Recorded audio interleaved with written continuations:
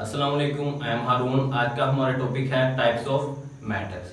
तो type of matrix कितनी है हमारे पास? टोटल 12 मैट्रिक्स की टाइप्स होती हैं, तो उनको हम वन बाय वन डिस्कस करते हैं। तो हमारे पास पहली टाइप हमारी रो मैट्रिक्स। ऐसा मैट्रिक्स जिसमें सिर्फ और सिर्फ एक रो मौजूद हो उसको हम क्या कहते हैं? Row matrix. अगर हम एक एग्जांपल देखते हैं कि हमारे पास एक एग्जांपल है 1 0 7। ये हमारे पास एक मैट्रिक्स मौजूद है। अगर हम देखें तो हमारे पास इसमें सिर्फ एक ही रो मौजूद है, ठीक है। हम देखें कॉलम 3 मौजूद है, लेकिन हमारे पास क्या रो मैट्रिक्स के लिए सिर्फ एक रो का मौजूद होना जरूरी है। तो इसका क्या होगा कि हमारे पास क्या मौजूद है? रो मैट्रिक्स है। इसका अगर हम ऑर्डर देख लें तो हमारे पास इसका ऑर्डर क्या है?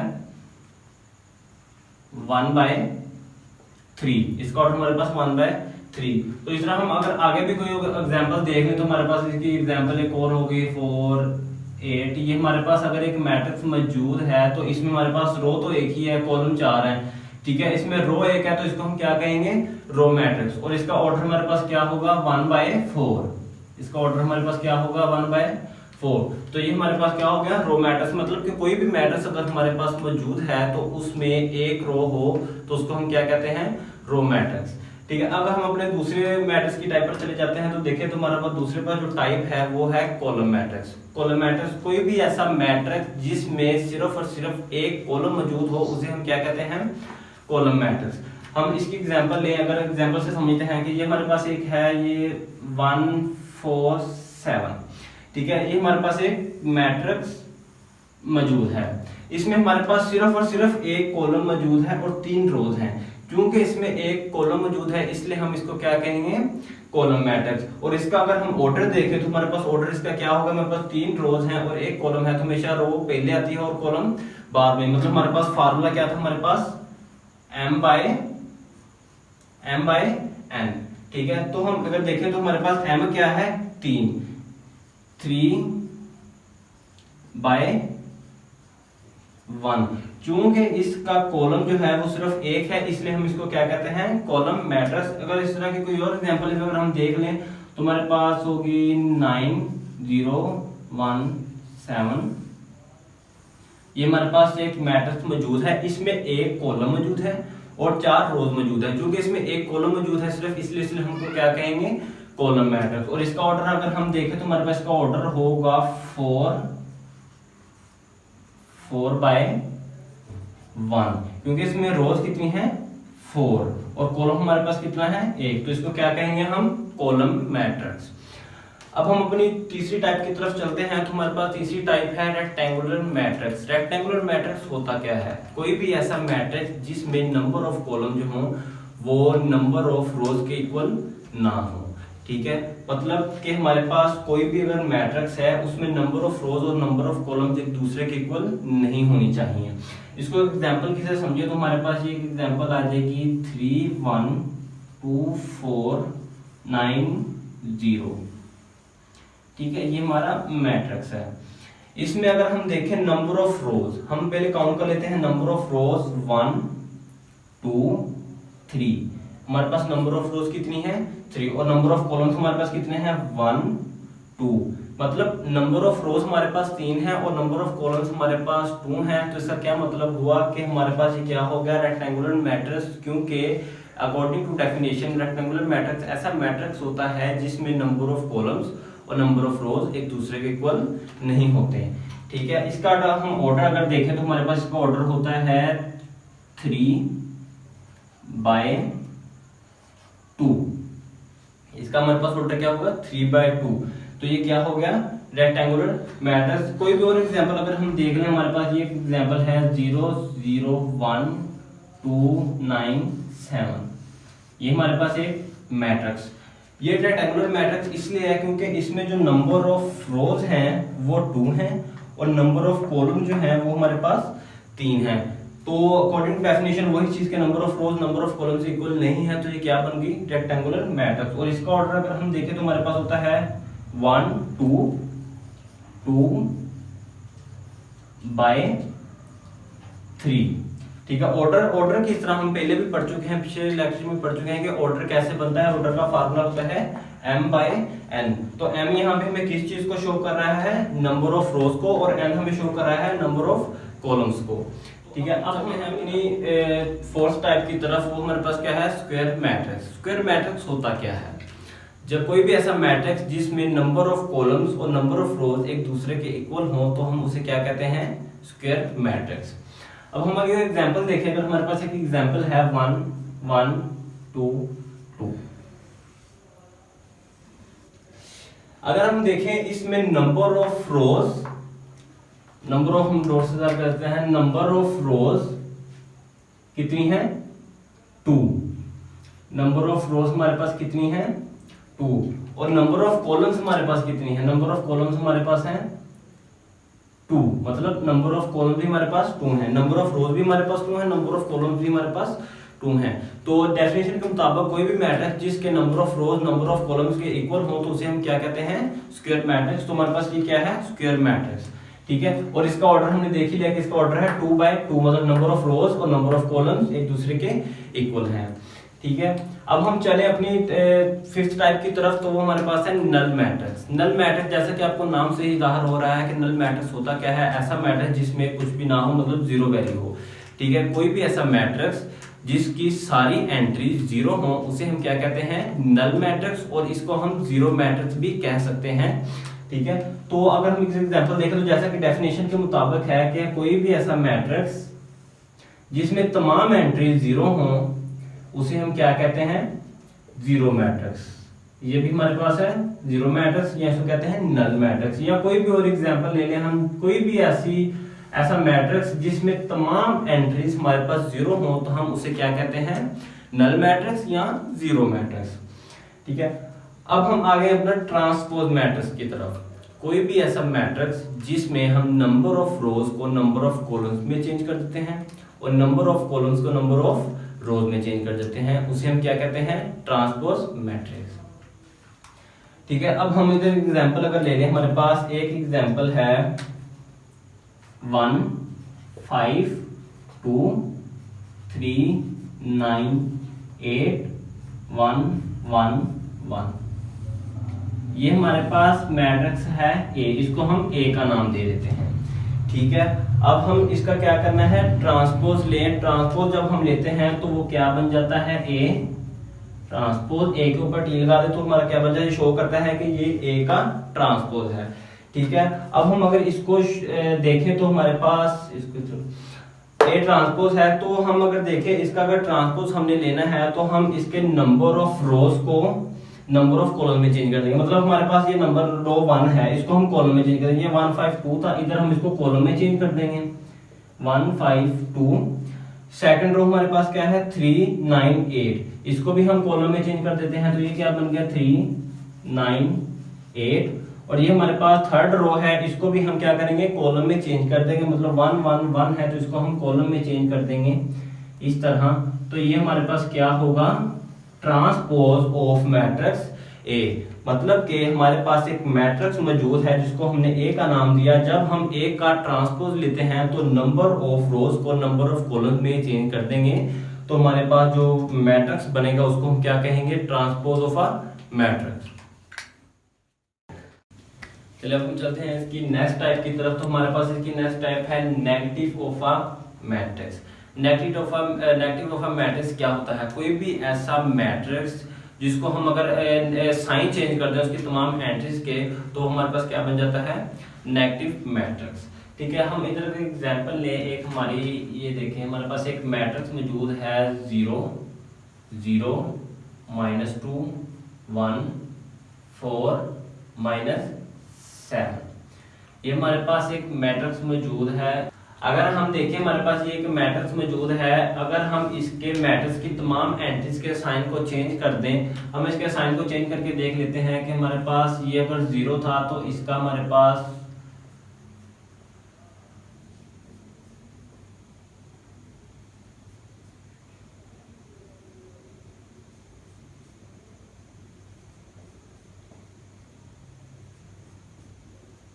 हमने इसको क्या किया, मैट्रिक्स को हमने माइनस से मल्टीप्लाई कर दिया। जब हमने इसको मैट्रिक्स को माइनस से मल्टीप्लाई कर दिया तो हमारे पास क्या बना, हमारे पास इसकी तमाम एंट्रीज के साथ माइनस मल्टीप्लाई हो गया। और अगर हम इस मैट्रिक्स को सोल्व करें तो हमारे पास 0 ही रहेगा, ये भी 0 रहेगा, ये माइनस माइनस प्लस हो जाएगा तो 2 -1 -4 और प्लस का 7।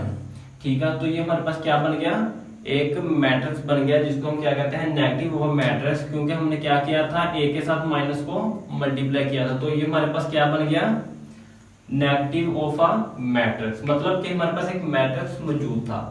जब हमने इस मैट्रिक्स को माइनस से मल्टीप्लाई कर दिया, मतलब इस इधर भी माइनस से मल्टीप्लाई कर दिया और इधर भी माइनस से मल्टीप्लाई कर दिया, तो ये क्या बन गया, -a। और जब इधर मल्टीप्लाई किया तो हमारे पास क्या हो गए, तमाम एंट्रीज के साइन चेंज हो गए।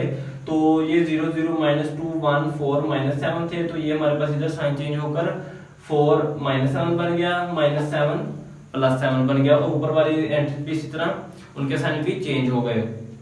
तो ये मतलब क्या बन गया, -a = 0 0 2 -1 -4 और 7। तो ये हमारे पास क्या है, नेगेटिव ऑफ अ मैट्रिक्स। ठीक है, अब हम चलते हैं अपने नेक्स्ट टाइप की तरफ। तो वो हमारे पास सिमेट्रिक मैट्रिक्स। कोई भी ऐसा मैट्रिक्स जिसका हम ट्रांसपोज लें तो हमारे पास सेम वही मैट्रिक्स बन जाए, तो हम उसको क्या कहते हैं, सिमेट्रिक मैट्रिक्स। अब देखिए हमारे पास एक मैट्रिक्स हम अगर इधर ले लें, A = ये हमने एक मैट्रिक्स ले लिया। ठीक है, अब हमने क्या करना है, इसका ट्रांसपोज लेना है। ठीक है, अगर हम इसका ट्रांसपोज लें तो हम अगर इसका ट्रांसपोज लें, हमने क्या करता है, A के ऊपर T शो करता है इसका किसी मैट्रिक्स के ट्रांसपोज को। जब हम इसका ट्रांसपोज लें तो हम क्या होता है, ट्रांसपोज क्या होता है कि जब रोज को कॉलम्स में और कॉलम्स को रोज में तब्दील कर देना होता है। तो ये हमारे पास रो है, इसको हम कॉलम में तब्दील करेंगे तो ये 2 4 है, तो इसको हमने क्या लिख लिया, 2 4। नीचे वाला हमारे पास क्या है, 4 0। तो इसका हम ये रो हमारे पास, इसको हमने कॉलम में चेंज कर दिया, तो ये हमारे पास क्या बन गया, 4 और 0।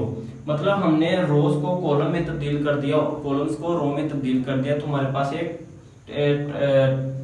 ट्रांसपोज ऑफ अ मैट्रिक्स बन जाएगा। ठीक है, अब हमने ए का ट्रांसपोज लिया तो हमारे पास ये इक्वेशन बन गई, ये मैट्रिक्स बन गया, सॉरी। तो क्या हो गया कि ये वाला मैट्रिक्स इस मैट्रिक्स के इक्वल है। देखिए अगर हम इसकी एंट्रीज जो है वो सेम है, 2 2 4 4 4 4 0 0। तो इससे क्या शो हुआ कि जो ए है वो ए के ट्रांसपोज के इक्वल है। जब ये वाली कंडीशन हमारे पास बन जाए तो हम इसको क्या कहते हैं, सिमेट्रिक मैट्रिक्स। ठीक है, तो अब हम चलते हैं अपने स्क्यू सिमेट्रिक मैट्रिक्स की तरफ।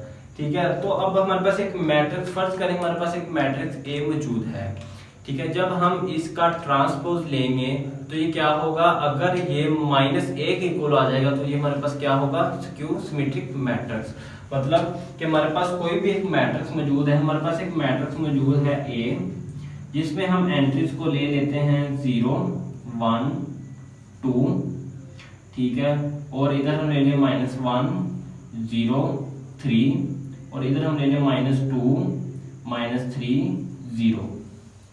ये हमारे पास एक मैट्रिक्स मौजूद है ए। जब हम इसका ट्रांसपोज लेंगे, जब हम इस मैट्रिक्स का ट्रांसपोज लेंगे तो क्या होगा, number of rose number of columns में चेंज हो जाएंगे। ये नंबर ऑफ रो है 0 1 2, इसको हम कॉलम में चेंज अगर कर दें तो ये हमारे पास हो गया 0 1 2। सेकंड रो को हम कॉलम में चेंज करेंगे तो ये क्या हो जाएगा, -1 0 3। और थर्ड रो को जब हम कॉलम में चेंज करेंगे तो ये क्या बन जाएगा, -2 -3 और 0। ये हमारे पास क्या बन गया, एक transpose of a matrix A बन गया। ठीक है, अब हम देखें कि इसकी एंट्री जो है, इसकी एंट्री से थोड़ा डिफरेंट है, मतलब इनके साइन है। अगर हम इस मैट्रिक्स में ट्रांसपोज ऑफ अ मैट्रिक्स में से माइनस को कॉमन ले लें, ठीक है, अगर हम इधर देखें, अगर इसमें हम माइनस को कॉमन ले लें तो ये क्या बन जाएगा, 0। ये -1 क्या हो जाएगा, 1 हो जाएगा। ये -2 2। इस तरह ये 1 क्या हो जाएगा, -1 0। ये -3 हो जाएगा 3, 2 हो जाएगा -2, 3 हो जाएगा -3 और 0 हो जाएगा 0 ही रहेगा। ठीक है, ये हमारे पास बन गया। अगर हम देखें ये मैट्रिक्स इसी मैट्रिक्स के इक्वल है, ठीक है, तो ये क्या बन गया, इज इक्वल टू -a। ठीक है, ये क्या हमारे पास बन गया, इज इक्वल टू -a। मतलब कि हमने एक मैट्रिक्स लिया, उसका हमने ट्रांसपोज लिया। ठीक है, अगर यही ट्रांसपोज इसी मैट्रिक्स के इक्वल आ जाता तो हम उसको कहते हैं सिमेट्रिक मैट्रिक्स। लेकिन चूंकि ये ट्रांसपोज जो है इसमें से अगर हम माइनस को कॉमन लें तब जाकर ये अंदर वाला मैट्रिक्स इस मैट्रिक्स के इक्वल बनेगा। तो ये क्या बन गया, स्क्यू सिमेट्रिक मैट्रिक्स बन गया, क्योंकि इसमें ए का ट्रांसपोज जो है वो किसके बराबर है, माइनस ए के। ठीक है, मतलब ये वाली जब कंडीशन हमारे पास होगी तो हमारे पास क्या बनेगा, स्क्यू सिमेट्रिक मैट्रिक्स बनेगा।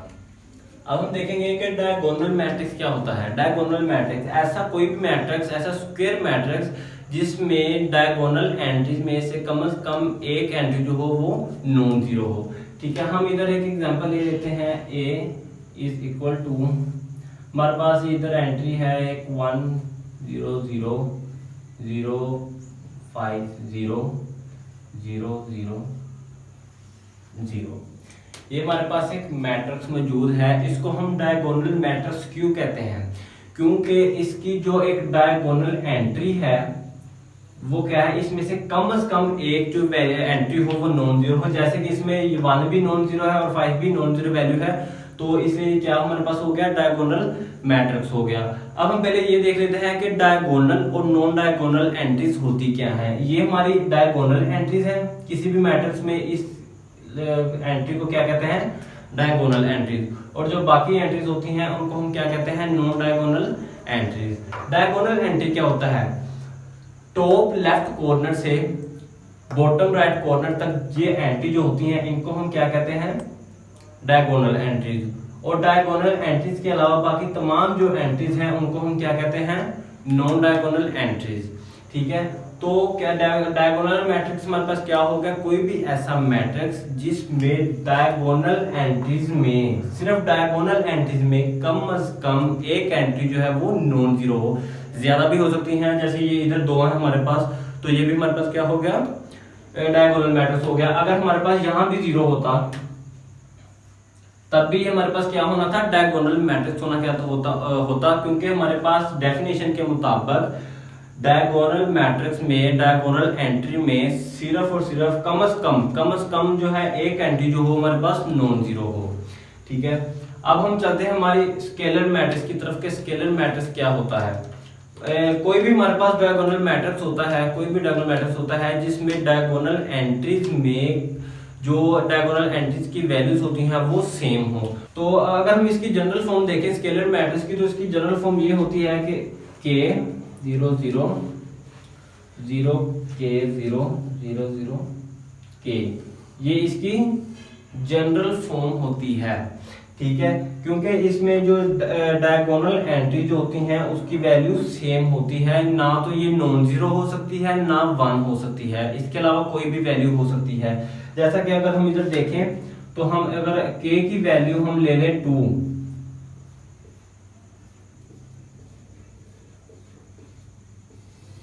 तो ये हमारे पास क्या बन गया, स्केलर मैट्रिक्स। क्यों, क्योंकि एक ये हमारे पास एक स्क्वायर मैट्रिक्स है, ठीक है, जिसमें डायगोनल एंट्रीज जो है, डायगोनल एंट्रीज की वैल्यू वो सेम हो। ये ना तो ये k हमारे पास है ना ये वैल्यू, तो k ना तो हमारे पास 0 के इक्वल होगा और ना 1 के इक्वल होगा। ठीक है, क्यों, इसकी कंडीशन ये है कि इधर k को 0 से रिप्लेस कर दे तो हमारे पास क्या होगा, ये नल मैट्रिक्स बन जाएगा, क्योंकि इसकी non diagonal matrix, non diagonal entry जो है वो पहले ही 0 है, और जब ये डायगोनल एंट्रीज भी 0 हो जाएंगी तो तमाम एंट्री 0 होने की वजह से ये नल मैट्रिक्स बन जाएगा। अगर हम 1 से रिप्लेस करेंगे तो हमारे पास एक आइडेंटिटी मैट्रिक्स बन जाएगा, जिसको हम अभी आगे डिस्कस करेंगे। ठीक है, तो क्या होगा, स्केलर मैट्रिक्स 0 और 1 के अलावा कोई भी वैल्यू हम सेम रखेंगे तो हमारे पास क्या बन जाएगा, स्केलर मैट्रिक्स बन जाएगा। अब हम आते हैं आइडेंटिटी मैट्रिक्स, जो कि हमारी मैट्रिक्स की आखिरी टाइप है। ठीक है, कोई भी डायगोनल मैट्रिक्स, कोई भी स्केलर मैट्रिक्स जिसमें डायगोनल एंट्री जो है वो 1 हो, 1 के अलावा कोई और वैल्यू ना हो, सिर्फ और सिर्फ 1 हो, तो उसको हम क्या कहते हैं, आइडेंटिटी। तो यहाँ तक था हमारा आज का लेक्चर। अगर इसमें किसी किस्म की प्रॉब्लम हो तो आप कमेंट सेक्शन में पूछ सकते हैं, और अगर हमारा लेक्चर आपको पसंद आए तो आप हमारे चैनल को सब्सक्राइब करें, लाइक करें। शुक्रिया।